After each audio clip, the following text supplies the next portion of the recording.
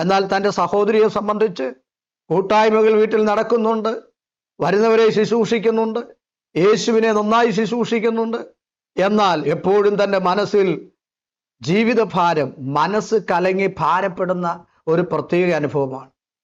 ഈ വചനം ശ്രദ്ധിക്കുന്നത് കൊണ്ട്, ഗ്രഹിക്കുന്നത് കൊണ്ടുള്ള പ്രത്യേകതയും വചനം ഗ്രഹിക്കേണ്ടുന്ന സമയത്ത് ഗ്രഹിക്കാതെ വരുന്നത് കൊണ്ടുള്ള ദോഷവും നമുക്ക് ഇവരുടെ രണ്ടുപേരുടെ അനുഭവത്തിൽ നിന്ന് മനസ്സിലാക്കാൻ കഴിയുന്ന ഒരു സന്ദർഭമാണ് അവരുടെ സഹോദരൻ്റെ മരണം.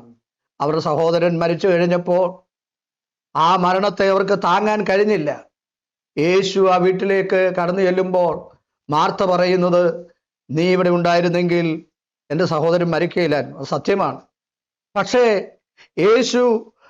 യേശു ആരാണെന്ന് ആ സമയത്ത് പറയുമ്പോഴെല്ലാം മാർത്തയ്ക്കത് ഗ്രഹിപ്പാൻ